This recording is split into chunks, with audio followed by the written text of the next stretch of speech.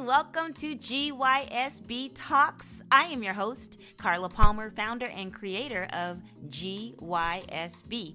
Get Your Sexy Back Health and Fitness Movement. Over 13 years ago, I lost over 50 pounds, and on that journey, I found joy, peace, and more self-love. That's how the GYSB movement got started, because I wanted to share with other people what I had found for myself. And now in my 50s, I'm still on this journey. And now I'm starting to navigate some of the inevitable changes that come with aging. So GYSB Talks will cover topics that will help women in their 40s, 50s, and 60s get to their next level of optimal living. Physically, mentally, spiritually, financially, and in relationships. Guys, I'm so glad you're here. Now, let's get into today's topic, shall we?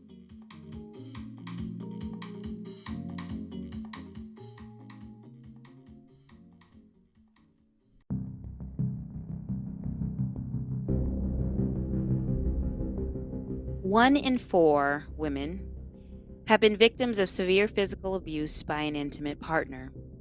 Every day, there are more than 20,000 calls placed to domestic violence hotlines. According to the Association of Marriage and Family Therapy, the uncomfortable truth is that nearly 20% of marriages and intimate partnerships will experience physical violence and or emotional abuse. Today's episode contains descriptions of physical and emotional abuse. I want to warn you, there could be some triggers. But sis, I'm really glad that you're here because the goal of this episode is to raise awareness around domestic violence. And today's guest is a survivor of domestic violence, and she's here to share her story in hopes that it will help other women. Now, if you or a loved one is a victim of abuse, please call the National Domestic Violence Hotline. That number is 800-799-7233. Again, I'm glad you're here. Proceed with caution as this is sensitive content. Now let's get into today's episode. The title, Breaking Free, a Survivor's Journey Out of Domestic Violence.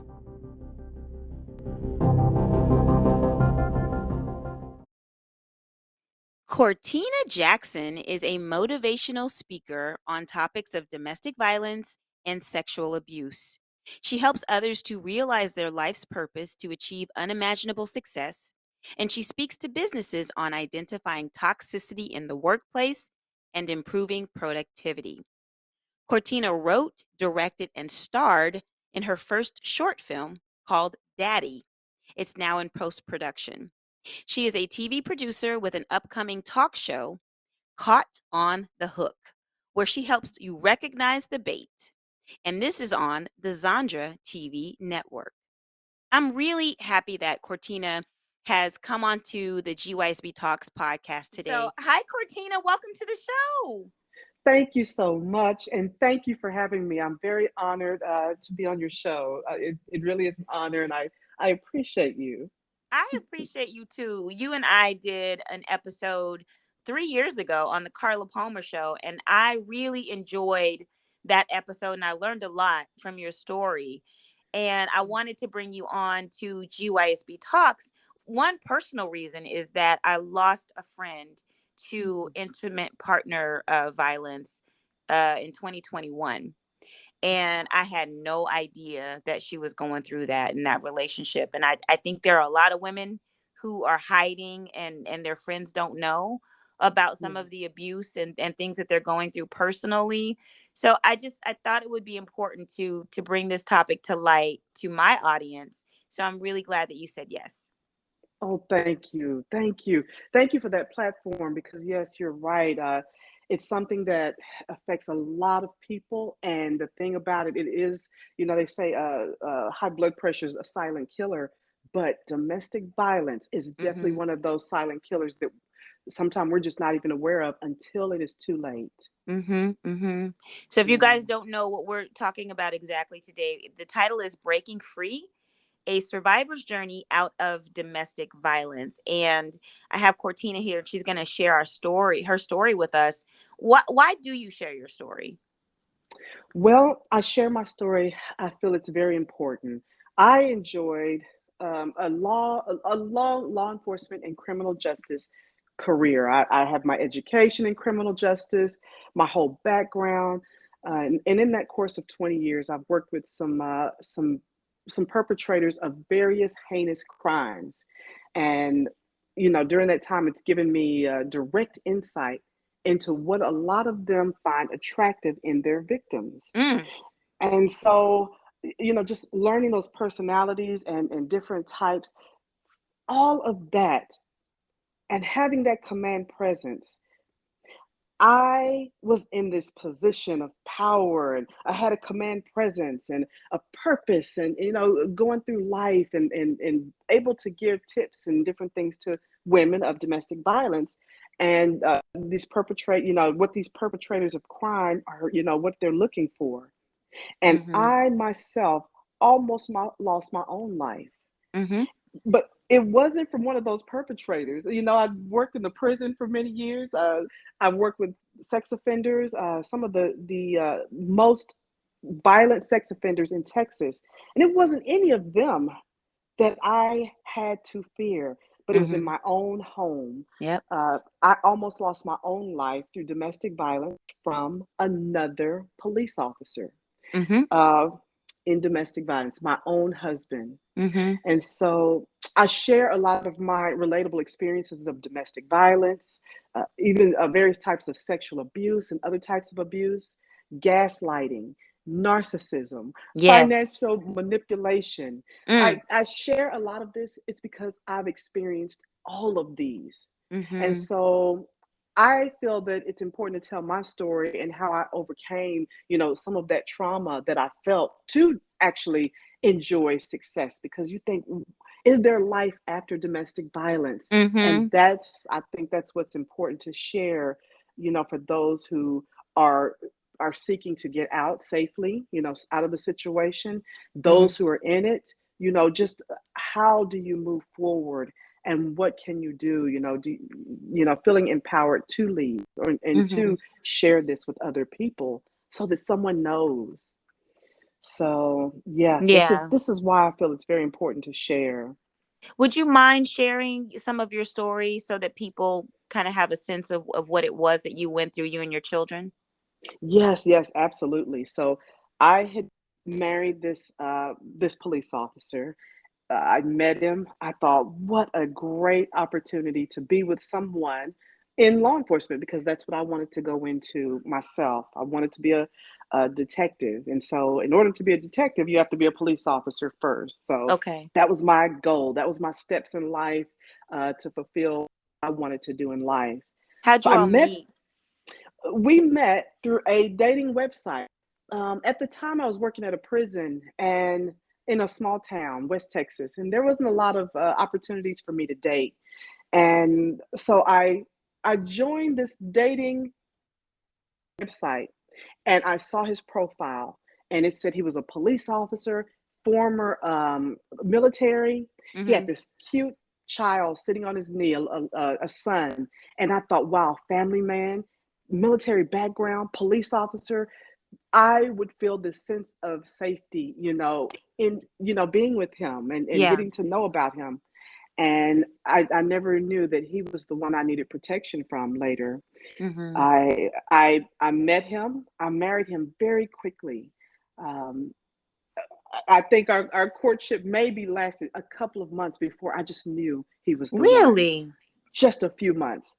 He was Okay. everything. Of course, my profile told everything about me and what I liked, and he matched up perfectly to everything I wanted, down to the religion and everything. And so our courtship wasn't very long, Can I and it was ask you only something yes, about yes. your profile, and we'll get definitely get back to the story, but are there things that you would tell women now who are doing dating apps what not to put up there? You don't have to put your entire life story. I have Okay. learned from working even at the prison that when it comes to a lot of these personalities that I dealt with in these perpetrators who look for victims, everything that you share, even your past hurts, I don't want to be hurt again. Yeah. They people pick up on that and they know Okay. how to match. and become your everything. Got it. So in this particular situation with my husband, even talking to him, not even, the profile, everything that I was, he was. Okay. I go to this church. Oh, me too. I've Mm, done this. Oh, me too. And he okay. had a story for everything to match what I did. And so I noticed, from my information, he was able to read my profile, and he knew before that I'd been hurt before and that I was looking for a new start. And so he knew the questions to ask me. Okay. So maybe not sharing all of your life initially.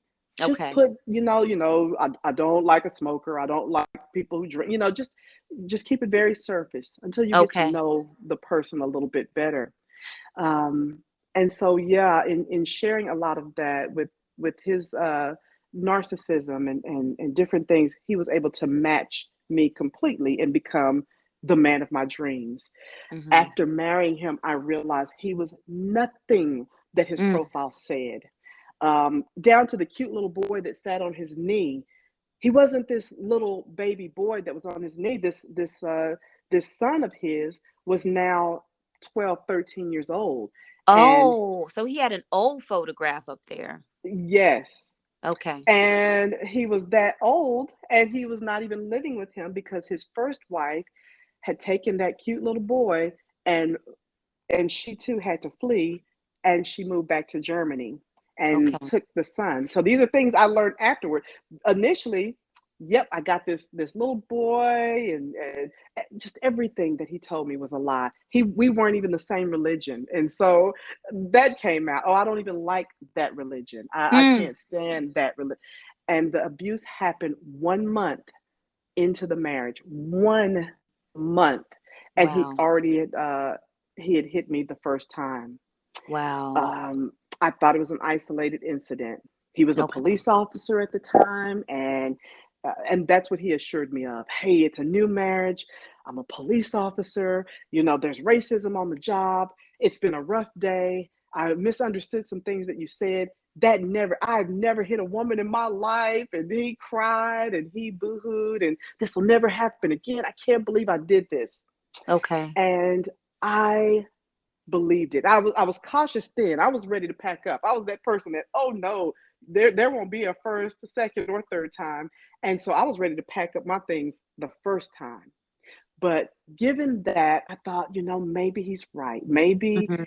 Maybe so. Let me not jump to conclusions. Do you get rid of a Bentley because it has a dent in it? I just had all these thoughts that maybe so, Yeah. and I stayed in the relationship, and things went okay. He began to we planned for our house, and my sons weren't with me at the time. They were going to finish out school and then move with us. So during this time, we bought a home for them to come Okay. to and built this life, and as soon as the boys came, the abuse began to start again. Then it was And all was about and the kids. was he doing the abuse in front of the children?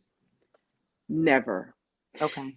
we lived uh we lived this life in secret. I never wanted to show the boys, my sons, that side of me. I'm a very funny and upbeat person, and here's the scary part. We said earlier how this is a silent, kind of a silent killer, is Mhm. because I was able to wear a mask that I have wore for over 40 years to hide my pain. And Okay. I became so good at that I could have gotten beat down, and I could have came out with a smile and no one would have been the wiser. I was so good at, just being the clown. And I Mm. call it being the clown because, we see that mask and we see how happy the clown is. Yes. And the clown does flips, and the clown lets you splash water in their face, and the clown lets you kick them in the butt. And I Yes. was the clown because that's how I presented myself. So I Mhm. hid that from my sons. And because he was a police officer, he hid the bruises that I was to face. So he would never hit me where it would show. Okay. Um, if it did, it was always from the neck down and on a part of my body, that you couldn't see. So I had bruises on my arms and bruises on my back, and it was always followed up with the biggest apology. But it Okay. wasn't just a big apology. I was on this, or I call it the roller coaster because I always say the highs were highs, but the lows were lows. Mhm. And so his apologies came with gifts, big, lavish gifts, a car, Mhm. a house. All of a sudden, he could provide for the boys something expensive, or I'm going to take you guys on a trip to Disney. How does that sound? Yeah, I'm so Mhm. sorry. The apologies were always huge, but the abuse was always a little bit huger. And so I kind of I knew I was in an abusive relationship, but I didn't think domestic violence. My self-esteem allowed me to think, this is these are my dues. This is the Mm. dues I have to pay for having this lavish lifestyle. Really? I really did. I really thought that those were my dues. I didn't think I deserved better than that. Well, And so that can I stemmed ask from, you, let me yeah, ask you this. So growing up, did you see successful, beautiful relationships as a kid? Like, where do you think you feeling like this is kind of what you deserved or these were your dues? Where did that right. where did that come from? I was raised in a Christian household, so I was always raised in the church. I had a very good background with my parents. My mom was a single parent, during my younger years, and so I think this stemmed from. I know it stemmed from. My mom worked very hard. She worked two jobs, and a lot of times we were left with my grandmother. And Okay. during those times, I was sexually abused by a cousin repeatedly Mhm. for Mhm. many years. And excuse me. And during that time of the sexual abuse that went on, that's where I first learned how to wear my clown mask because Okay. I had other cousins that were in we all kind of stayed with grandma while all of our parents worked, and I was the oldest, and I was the oldest girl, and I was the only girl. And so they all looked up to me like I was the leader, and I had to keep a strong upper lip. I had to keep an appearance that things were okay. Mhm. So I was being sexually abused in the house. All my cousins were outside playing, and I would have to emerge from the room happy. Okay. Okay, what does everybody want to do now? And I Mhm. had to, though tears flowed from my eyes, I had to clean it up real quick because I didn't want anyone to know. Mhm. And so I hid it from them, didn't tell my mom anything. Um, no one. And then, we're always going to church, and we were taught to love each other and taught to love our cousins and family. And so I grew up in a very that loving environment that we're to love everyone, and God doesn't like ugly, and God doesn't like it. And so I felt that by telling on him, because he told me, if you tell, it kind of breaks that loving environment, you're going to ruin this family, Uh-huh. and it's going to be your fault. Okay. And so it kind of led that kind of led to a life of attracting abuse, because we attract what we think we deserve, or what we believe we are worth. That's what we attract, and I Right, didn't right. think I was worth anything, and I Mhm. was having to hide it, and I was having to cry at night, and I was having to hold myself in bed and rock myself to sleep. But when I got up, I had to put on the mask and put on the smile. It's showtime. Okay. And so that's been my life, my whole life. It's showtime. It's Okay. time to get going. And like I said, that's how I became very good at it. So Mhm. by the time I was married, I had already experienced a lot of different types of abuse in my life, and um, even working at the prison, getting that emotional abuse daily. Mhm. Working in the prison, the men there would pleasure themselves and throw it on their window and tell Mm. me what they would do to me and what they would put in every orifice, in my body. And Mhm. hearing this every single day, I just grew a thick skin to Got where it. it didn't bother me so much. I had to, on the inside, my body was shaking at all times, and I was always a ball of nerves. But when it was time to face the public, it was always showtime. And Okay. so being in this relationship, this was actually my second marriage. My first marriage ended in abuse. And, Okay. that, so to start over again, I felt at the time, guilty that I did it again. I Mhm. I got in another marriage, in another situation. What's wrong with me? Mhm. I begin to think this is my fault. What's wrong with me? That people talk to me this way, that guys treat me this way, that I've been sexually abused and they want to do these things to me. What does that say about me? I am Mhm. worthless. I'm not worth anything. And so because this husband was providing me with this great life and we had a nice two-story home and a beautiful neighborhood and in the suburbs, and I was driving a Jag, and we were going on trips because he had this narcissistic lifestyle that he wanted to show people how great we were Mhm. as a unit. Yeah. I thought it was my dues to pay. And, Okay. hey, I'll put up with this. It's not so bad because, after a few days, everything's going to be okay. And let me Mm. just learn how to walk on eggshells. And I'm not going to talk, about things that are deep and things that are important. We're just going to keep it surface when I can. And Mhm. that's what I did for many years. I just walked on eggshells. We didn't, try not to make arguments or complaints or whatever until I decided I wanted being successful. I wanted to get my degree. I wanted to become a police officer. Mhm. And every time I wanted to move up in life or do something of importance to me, it became a problem. And Okay. that's when the abuse would really reemerge every time. Did you have your own bank account? I didn't. So, I was talking about some of the financial manipulation. At the time, we shared an account, Okay. and he could look at the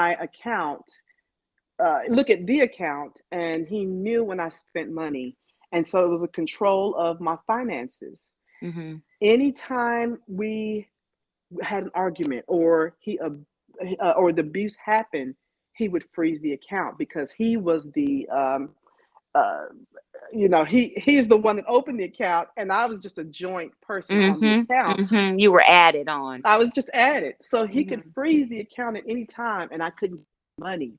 And so there were times I learned how to start taking money out the bank and having cash on hand because I knew I was going to need a hotel. I was going to need food. If this ever happened to me, I just began to learn how to lead my life, um, having I needed when he got ready to start abusing me. And it was How like were you able clockwork. to take out the cash if he was watching? Would you put your check in and have cash back from the I check? would. Okay. Yes. Every now and then I take out just a little at a time. Every month, Uh-huh. just pinch off money. So I always had money. I always had cash. And and then one day I told him I wanted my own account. That became another huge fight that ended in abuse, that I wanted my own account. But he agreed. He actually agreed that we separate accounts. And I was so thankful because I had a plan. And my plan was to start saving up money so I could leave him someday. Okay. And so I began to, yes, have this plan. I put something in place that it's not going to be this way all the time, and I'm just going to move on and just go through life and try to get the boys graduated from high school. And as soon as I do, I am leaving. I am leaving. God, this won't be forever. I would always tell myself that this is not going to be forever. This is not going to be forever. And though I had this plan, the day came. We'd actually moved to Houston.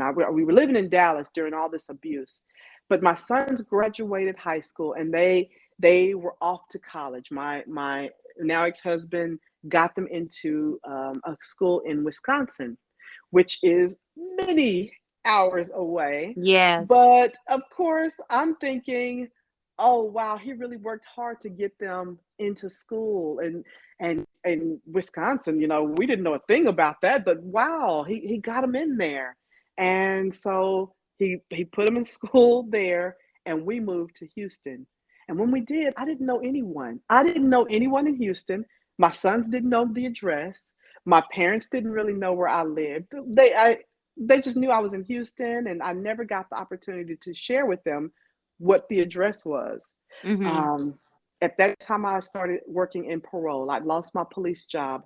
Um, I'd actually become a police officer, and that's another story. But ultimately, he cut my neck during he cut my neck with his fingernails during my academy, and I had to go to the police academy with my neck exposed. I had four deep lacerations to my neck, and when they asked about it, I finally broke down. It was my first time telling anybody I was being abused, Mm. and when I did, later his department caught wind of everything and they fired him. Oh my goodness. They fired him. That was a very scary period in life, but the moment they fired him, I thought he was going to take it out on me. And Of course. surprisingly, he said, "I forgive you. I forgive you for telling, he just kind of went into this. I've been wrong. I've done wrong by you, and God said, you know, uh, God said we should stay together and we should be together, Well, he and needed your income at that point. yes, yes, yes. So it was his great idea at that time, hey, let's get the boys in college, and I'm gonna do everything I can, and I think we should move to Houston. That's when the Houston idea came up in the first place. Mhm. Houston was his hometown. He thought, I'll get a job there because of my law enforcement background. He was able to get a job in the oil field, which the oil field is big in the Houston area, the shipping Yes, it channel. is. Mhm. So he did. He landed a fantastic job. He was making 100 and something thousand dollars a year. And this was years He's ago, right? Yes. Told me, quit your job. I'll take care of you. The boys are gone. No more of, no more of the way I acted before. We're gonna start this new life. And I believed it. I thought, okay, okay, perhaps that's what it was. We got through the hurdle of him being step parent and all of this, and things did go well for a while. As a matter of fact, things were better than they had ever been, Hmm. and that's when the plan went awry. I had a plan to leave, but things were so good, and just when things were so good, they weren't. Mm. It was it was one day. It was the a couple of days before my 40th birthday, as a matter of fact, and I was so happy because he woke me up with a cup of coffee. Mhm. Just woke me up with a cup of coffee. Told me it was going to be a great day. We were going to go. He was going to take me out to eat, early, because he had, it was during the week of my birthday, but he was going to take me out that Sunday after watching the Dallas Cowboys play. And so I was in a really great mood. I was in a fantastic mood and sat there and drank my coffee. I was writing a book. I was writing my first book called On Earth as It Is in Hell. And so I got up and started doing some writing, and I sat in the living room with him with my back to him while he watched the game. And I was working on the computer, and I noticed he was quiet. He wasn't cheering for the game. Okay. I'm very used to him making noise and screaming for the game. And when I turned around to look at him, he was staring at me, Mm. um, a very cold stare. He was looking through me, Mm. and he didn't say anything. I turned around. I started working again on the computer, thinking, "Wow, that's weird." I don't know what his problem is, but okay. I think I even asked him, what's wrong with you? Turned around, and I was on the computer, and boom, I hit a button. Everything was gone. Um, Everything was gone from my computer, and I yelled out, "Oh no!" And so when I did that, um, he jumped up from where he was sitting and grabbed me, knocking me out the chair. He knocked all the papers in the air, and I fell to the ground. And I started gathering up my papers, thinking, "Oh my God, I kept saying, What did I do? What's wrong with you?" But I gathered those papers up because it was my book and I had written everything down. I thought he was going to tear them up. So I limped. I began to act like, I was hurt. And I went and put all of my papers in a book bag. And I came back out into the living room, just kind of looking at him like, like what's wrong with you? I'm hurt. Mm-hmm. He grabbed me around my neck, and that's when he began to try to break my neck. Um, Really? yes, I fell to the ground. He had me in a headlock, and he began to twist my neck. And he began to twist my neck so far I could just about look behind my back completely. That's how much he had twisted my head, and I could feel the bones in my neck cracking. Mm-hmm. Uh, and at that time when this began to happen, I remember being so sad because this is how I'm gonna die. And the Mm-hmm. saddest part was my kids did not know where I was. My parents didn't know. He was a police officer. He knew how to get rid of the body. And Yeah. so if they found me, this is how they would know that I died. If they found me, and I doubted that they would find me. But something told me to get in the fetal position just when I was about to give up. And so I did. I laid over on my side, got in the fetal position, and it was enough for his grip to loosen. And that's when he jumped up and he ran into a back room for a gun. I was I going could to hear ask you him. if he had a firearm. Yes, he had a firearm. I could hear him going in the gun cabinet. He was opening it, and I jumped up, and I had the habit of hiding a bag. Now my go bag. I had a habit of. He used to would take my phone, and like I said, he would freeze the accounts, and he would take my phone. I was used to these things, so I knew to hide things where I would have phone numbers and different things that I needed, and I had my keys, my purse, phone numbers, everything, and I was able to run out the door, and that was my last time experiencing abuse. I was able to get away. He was Really? Did later he try to find you?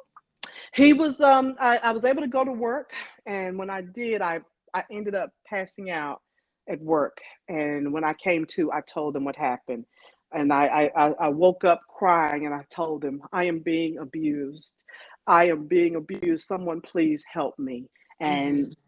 my supervisor immediately called the police. They picked him up. He was in jail, and he called me from jail and yeah, hey, I forgive you. I forgive you. All I need you to do is go in there and find my credit card and bail me out. And when we Mm-hmm. get out, we're gonna talk about everything. And he began to do that crying thing again. And God just showed me. He just went into that again. And I said, okay, yeah, I'll get your credit card. And I hung up and I began to gather everything I could and put it in the car because I knew if I didn't bail him out, somebody would. He worked for Mm-hmm. this oil company. He was liked. He was a charming person. Everyone liked him. If he did not get me to bail him, somebody would, and he was going to get out soon. So I had within 24 to 48 hours to get my things, and immediately I started packing everything, clothes, my book bag that had my book in it, everything, and I left and moved to Dallas, and that was Mm-hmm. it. That was it. And did he Uh, did he get out of jail? Is he out he now? he did. Yes, he got out of jail immediately, within the 24 hours. When I didn't come, just as I thought, someone did bail him out. I don't know who bailed him out, but he was out. Um, he tried to call. Hey, uh, I wasn't able to take everything. So he just thought, hey, are you at a hotel? Because that was my habit to go to a hotel. Come on back. Everything's going to be all right. And I didn't answer. He left messages like that. I didn't answer. And later on, I served him with divorce papers a couple of months later. And we did talk. We did talk for the last time.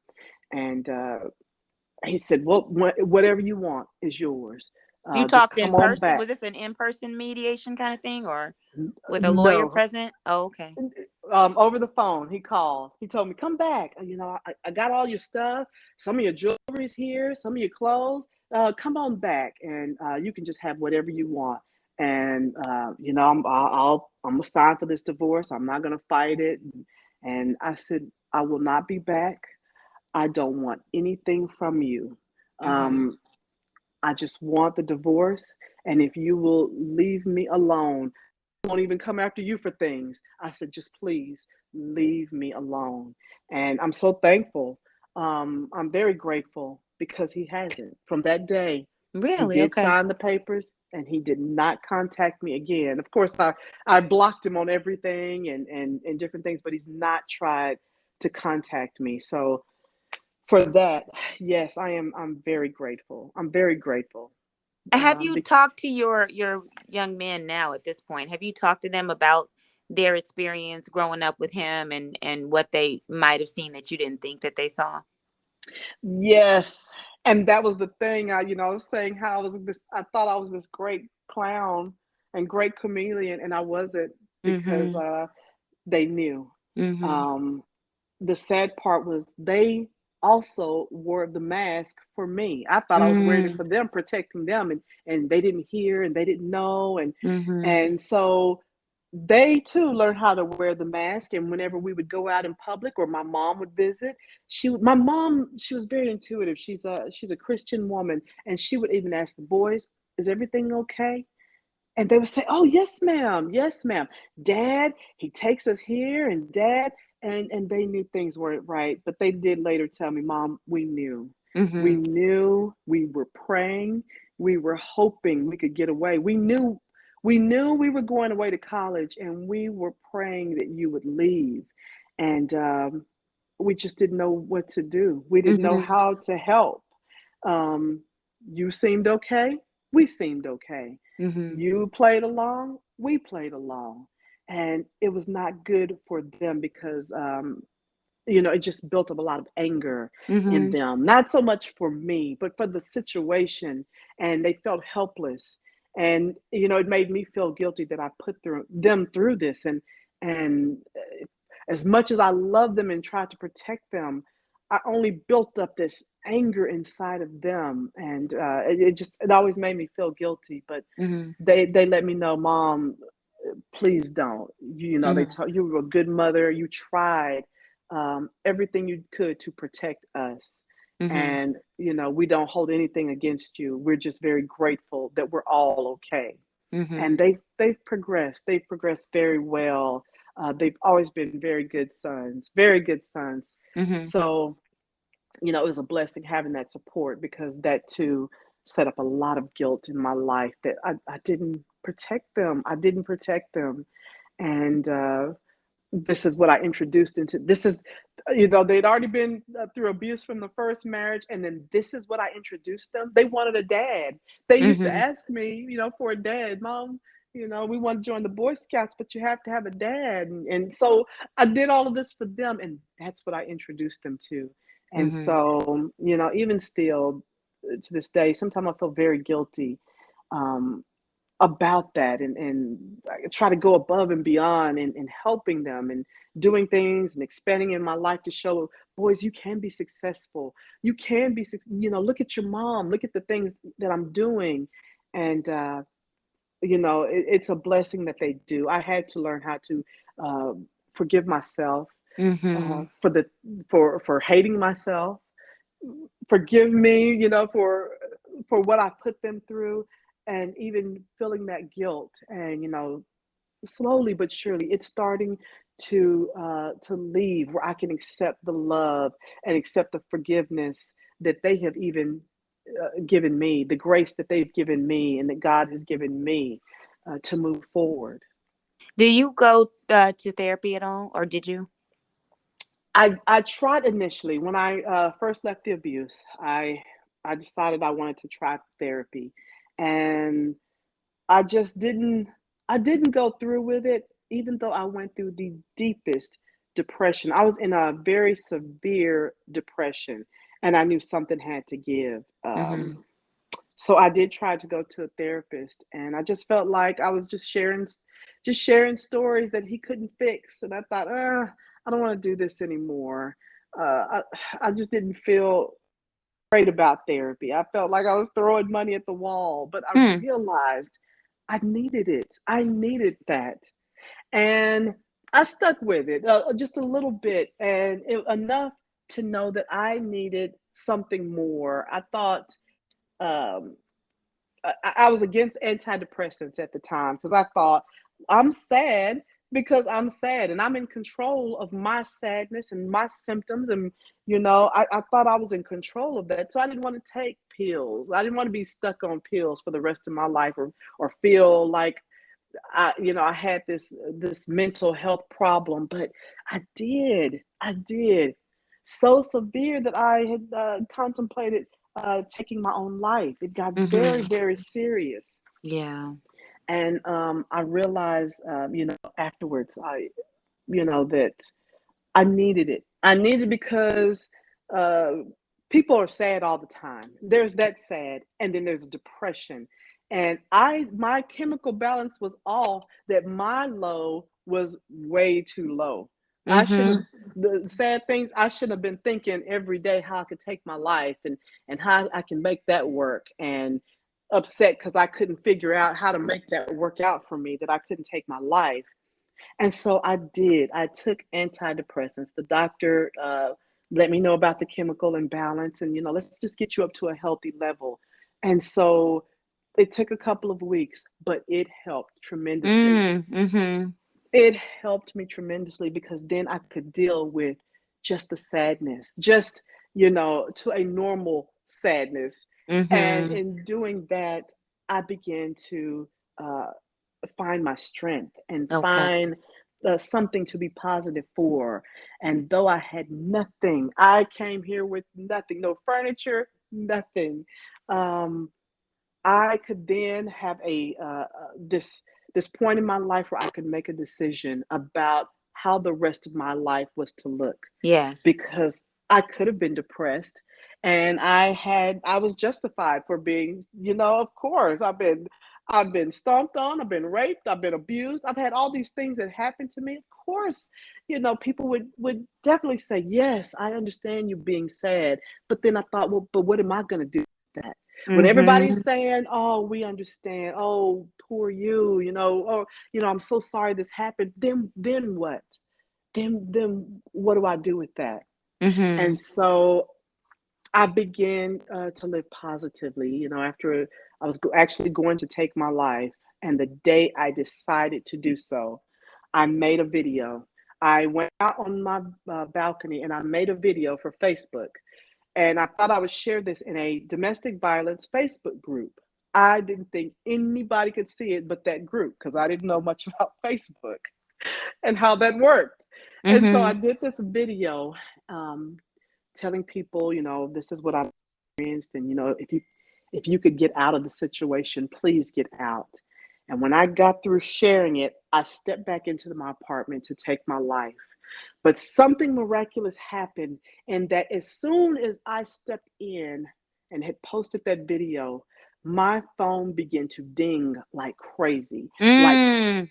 people begin to text me, people begin to email me, phone calls, everyone saying, "Hey, me too." People that I didn't know were being abused and looked as Yep. strong as I did was Yep. saying, "Hey, you don't know this about me, but I went through that."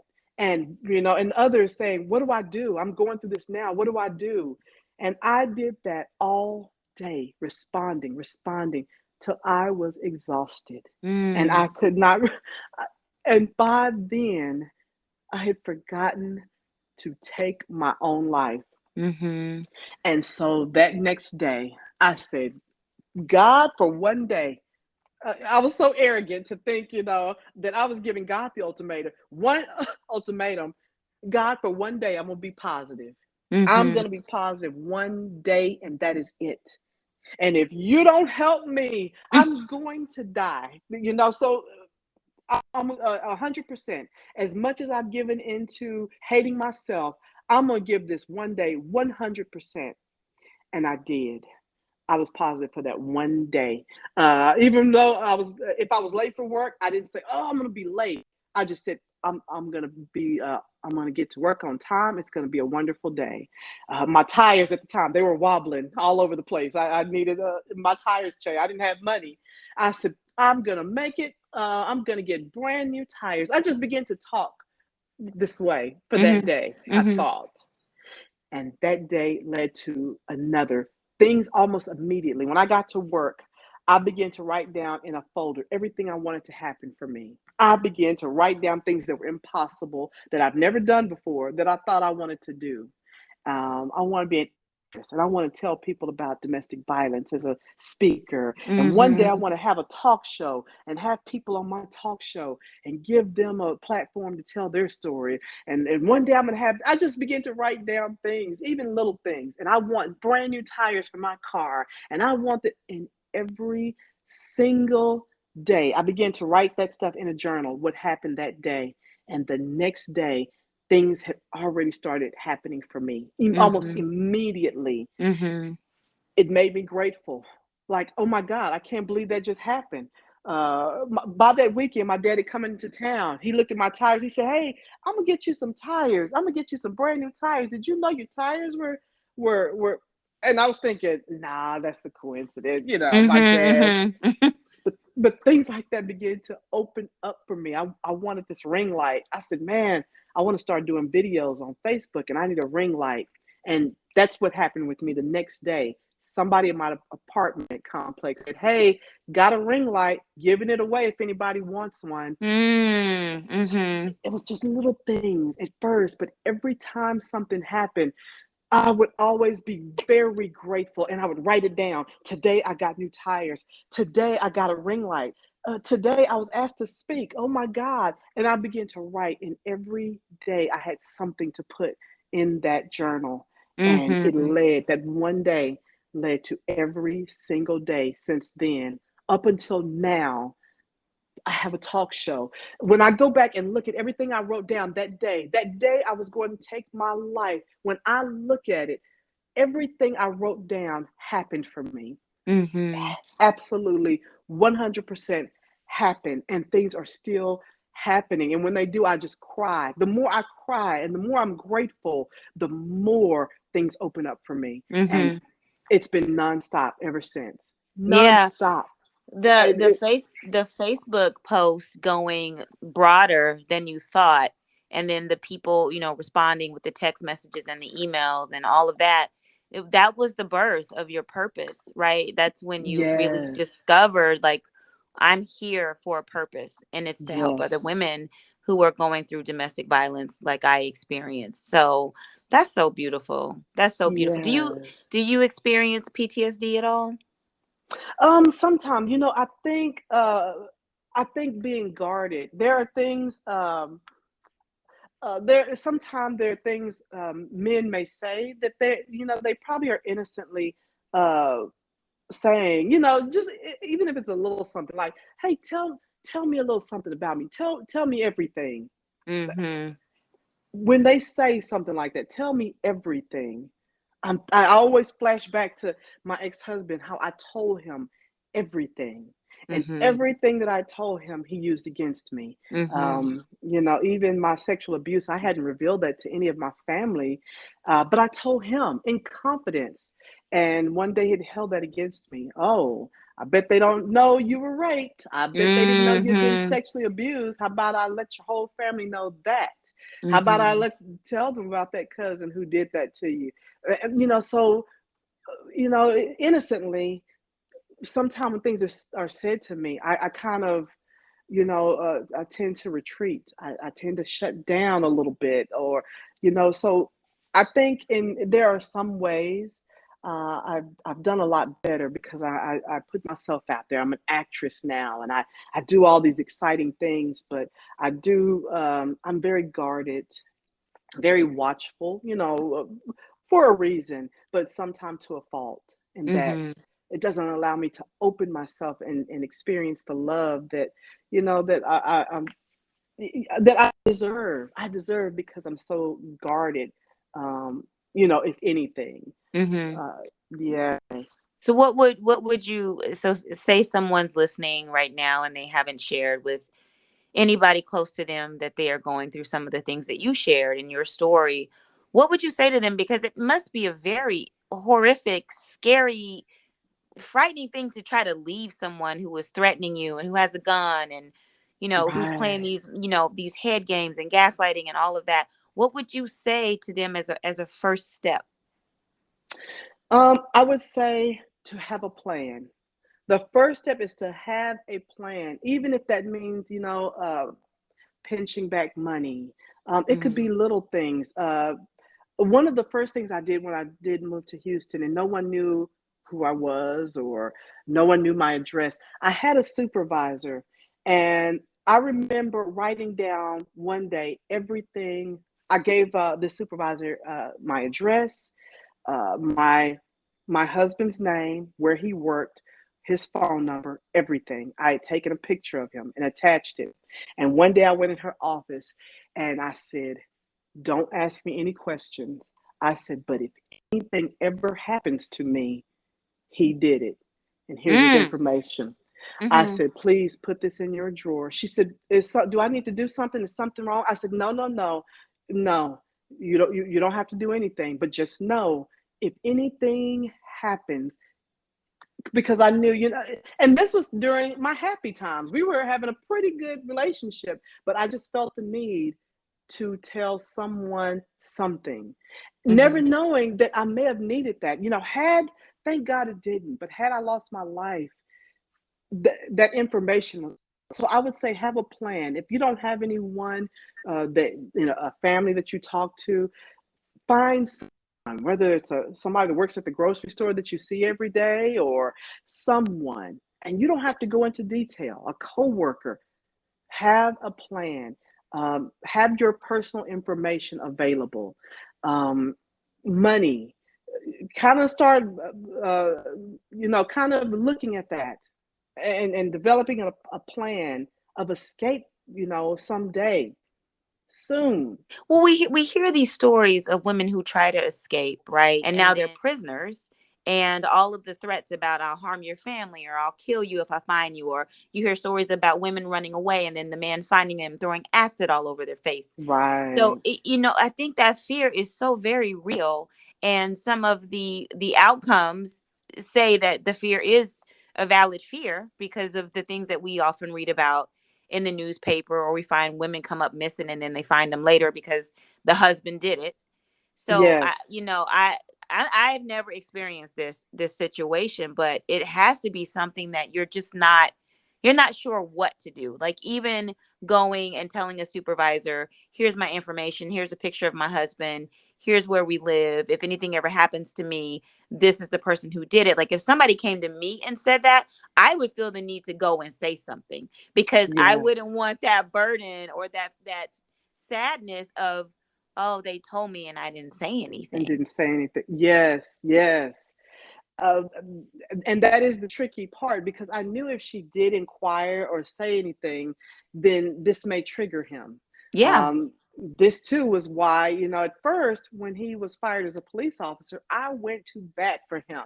Oh, he didn't do anything. It's okay, because I wanted peace. I didn't want them inquiring about anything, because this would trigger him and it would be bad for me. So a Yeah. lot of police officers, they don't like responding a lot to domestic violence calls, because ultimately what they find is a lot of women all of a sudden will say, "No, it's okay. No, don't arrest him." They begin to take the abuser's side, and oftentimes it's not because they love him so much. They fear the repercussions when he Mhm. comes home, because he's Mhm. going to get out. They're not going to keep him very long, and so they want to make sure that the abuser hears, um, that you took up for him. No, he didn't do it. No, please, I love you. No, y'all get off of him. Yeah, to show face that, no, we weren't a part of this plan to get you arrested. We protect the abuser. And so in developing, my own plan, that was a fear, that not so much at the time. I didn't think he would take his life. I just knew he's gonna he's gonna beat me up again. I got to go through that again, and I'm tired of going through this. So let me just keep the peace. Let me just stay put. Let me keep my mouth shut, and just continue to walk on eggshells because I don't want to go through this Did you again. ever consider the domestic violence shelters? The thing about domestic violence shelters are, unfortunately, a lot of them are crowded. A lot of them, the conditions aren't great. So a lot of and then you're leaving the comfort of your home. Your beautiful home at that. Yes. So sometimes women stay because it's not a great thing. Sometimes you go to shelters, they will have your male children stay another place than you. Just a lot of dynamics that make the woman, especially if the man says, "Girl, come on back home." And though you don't want to, you're just like, well, at least I know home, and I'll Mm-hmm. just go home. And so they say a lot of times it takes 7 times before a woman leaves for good. And these are some Okay. of those dynamics where he will talk her into coming back. See, you got out there. I told you nobody loved you. I told you nobody would help you. I told you. And it reassures them that let me just go on back home because he's right. Maybe he's Mm-hmm. right. And so that's another piece of the domestic violence thing that women go through, the lack of resources, the lack of being able to start again. And that's why I knew I needed a plan. I knew I needed my degree. I knew I needed, he always wanted me to quit my job. So he did not want me to get degrees. He did not want me to really work because he knew that that would be something that he could hold me back. I didn't, if I didn't have any skills or I didn't have, I couldn't do anything for myself, then he could always say, come on back home. I don't even know why you're acting that way. I Yeah. don't even, and I would have no money, no control. He would control the bank account, and I was stuck. And so that's when I, started developing that plan of saving money and starting to tell people because I knew it was getting time. Even though things were going right, I still kept in my mind that I was leaving. Even Mm-hmm. I just need to get a little bit more money for a down payment for an apartment. And that's why I stayed so long. I was trying to get my resources together and get my plan together, but I never got to complete my plan. I had to leave with no money and nothing that I had planned on doing. I just had to get up and leave immediately. And Mm-hmm. so I would say that the next thing is to never let your right hand know what your left hand is doing. A lot of what I find is people, first of all, the guy can get you to come back. Come on back. Let's talk about this. It's a very dangerous time Okay. to go back and especially in person to have that last conversation. Okay. Um, very, very dangerous time. So that's not the time to say, I'm leaving, or even before, I'm leaving, I'm taking the kids, and we're going to California. Have a plan. Say nothing about your plan. Okay. Don't mention it in an argument. Well, I'll just go stay with my mom, or I'll just never discuss your plan Okay. or anything about what you're planning to do because then they can make a plan. Oh, okay, so she's thinking about leaving me. I'll fix that. I'll make sure Mm-hmm. she doesn't. Mm-hmm. So that would be the next thing. Never let that plan get out, where you're in an argument and you say something more about it. Um, Make a go bag. There are times it may be an emergency and you may not have any resources, no phone numbers, no anything, and you're just out there. This is critical because if you get out there and you have no phone numbers, no one to call, no one to talk to, that's another easy way you can say, come on back home where it's safe, where it's warm. Um, you're out there trying to start again. You don't have anything. You don't have any food. You don't have anywhere to stay. I have the money. Come on home. And it's a very vulnerable time because you feel like, gosh, maybe he's right. Oh, but And the go bag, they wouldn't see the go bag, the guy, the husband. right. So the thing was, I would have to hide my go bag in places that he didn't really go. So he didn't like cooking. So I hid my go bag with my pots and pans back way Okay. back in a cabinet where the pots and pans were. And so I knew where that was. But I was used to moving that bag somewhere else, or nowhere where he could really find it. Mm-hmm. Having those phone numbers in my car, or just somewhere under the tire, under the spare tire, just different places where I could have resources or have things. Mm-hmm. And that was my plan. Of course, that varies with every woman, because a lot of Yeah. women say, they have different situations. They have children, like you said, involved, where, okay, you go, but these kids are staying here with me. And or threatening their lives, or it's so many dynamics. But this was the plan that I put in place, because I knew that it was critical to do so.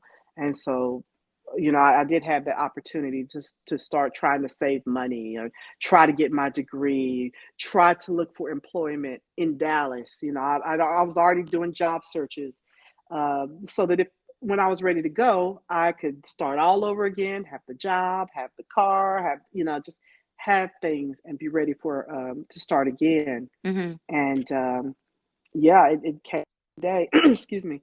Like I said, it came at a day when I wasn't prepared. It was, I wasn't prepared. I didn't have all that money saved anymore. I had to use that money for other things, and but it was okay, because things were okay. Things were great. Mm-hmm. Mm-hmm. So you kind of relaxed on your I plan. relaxed. Mm-hmm. Yes, And you yes, you had to spend the money, and you were probably thinking, well, I'll start over again because I am exactly. ultimately going to leave. But right now, things aren't so bad. I'm writing my book.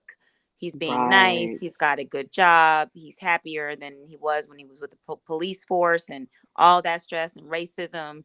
So I could Yeah. see how you would be making these not excuses, but reasons Yeah. why you would relax the plan. Exactly. It Exactly. domestic violence is such a complex, layered discussion, and Yeah. for those people who haven't experienced any of it before, it's really hard to hear. It's just devastating that women are actually going through this and are actually in prison in their own homes, and their children are seeing these things happen, and they're like your sons, wearing a mask right along with you, and Yeah. that trauma is just being built up over and over and over time, and it creates adults who have a lot of healing to do. I'm happy they both are going to get therapy, which I think is very important. And It is very important. yes, absolutely. I'm gonna do it myself. I'm a motivational speaker. I'm doing all these wonderful things. Life is great for me, but still, I think it's very important. And so I too, uh, the therapy, the antidepressants, anything that is needed to make you feel whole and empowered, and back to where you realize your worth and realize who you are. I think it's important, because when we feel worthless, when we feel like we got it handled, you think, I'm okay. I'm a survivor. I always play that song. I'm a Yeah, the survivor. We Destiny's think, Child. Yeah. yes, until, and so you don't want to live your life with any type of barriers to your success. Hmm. So, yes, Well, you've most seen a definitely. lot of you've seen a lot of success. You have an outlet for your writing and your acting. And before we go, I want you to share with people, whatever you want to share about what you're doing right now, where they might be able to follow you or find you or see some of the projects that you have going on, or listen to your talk show or buy your Yeah. book. You've got all these things. So before we go, please share what you have going on. Oh, yes, absolutely. I appreciate that. Yeah. Which is a lot. Like I said, everything I wrote down about being positive, it happened for me. So I am acting. Still, I have a movie out on Tubi now called Dry Places, that I was able to uh, be a contributing writer with Mr. Theo Bray, and to write that movie. It's on Tubi. Another one is called Blind Trauma, that will be out this summer.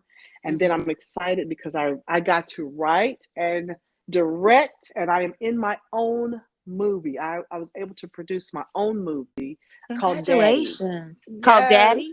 it's Okay. called Daddy. And I started this talk out about that abuse as a child. And so we see that, and the way that we attract things in our life. Like I said, you attract what you think you deserve or you're worth. And I did work, thinking I was worthless. That's what I attracted. And all types of abuse. That's what this movie will entail. Daddy, as we see this young girl, this young, vibrant, full of life girl attract things that never should have attracted until she changed the trajectory of her life. Okay. And so that movie will come out this summer. It's in post production, and so I'm very excited. It comes out this summer. Okay. I will share updates for that. So, Please uh, do. yes. And then my own talk show. So, I have a talk show that will appear on the Zandra TV network. You can download Zandra TV on your favorite streaming devices like Amazon, Apple, Roku. Um, to, uh, Gosh, it has a lot of outlets, a lot of platforms that this show will be on. And it's called Caught on the Hook, Mm, where I help you recognize the bait. And so I get to talk about some of those, since I was a law enforcement officer for so long, criminal justice, and actually was able to understand the way the manipulation happens, the way, I've, because I've studied them for so long and know what the bait is. I help others to recognize the bait. And so this show will have a guest who have powerful stories about how they have obtained their own path for success okay. despite circumstances. Okay. So, yes, please feel free to reach out. I am here. My purpose is to let someone else feel empowered the way I've been. Oh my goodness. Well, thank you for letting my audience hear your story and for empowering them with the success of your story. You were a survivor and you're still thriving and still working on yourself. And I just love that about you. So thank you for your vulnerability and, Yeah. just being open to sharing so freely. Yes. All of the details. I'm proud of you. Thank you so much. Thank you. I really appreciate that. You're quite a blessing, and you give a platform as well. And I'm very, very grateful for you. Well, thank you so much. All right. Well, if you all want to stay connected with me, GYSB Movement, I am that on all social media platforms. Until then, thank you so much for being with us today. I hope you took something away from this story. I know I certainly did.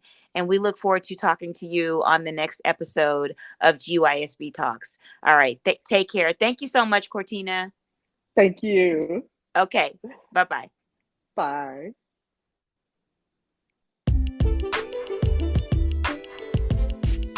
All content on this podcast and any linked blog, podcast, webinar, course, or video material is created and produced for informational purposes only. The content is not intended to be a substitute for professional medical advice and should not be relied on as health advice. The information is general and may not be suitable for your personal circumstances or complete health objectives. Do not use this content as a standalone resource to diagnose, treat, cure, or prevent any disease for therapeutic purposes or as a substitute for the advice of a health professional. Never delay seeking advice or disregard the advice of a medical professional based on our content here on this podcast. If you have questions or concerns about your health or medical condition, please seek guidance from a medical professional.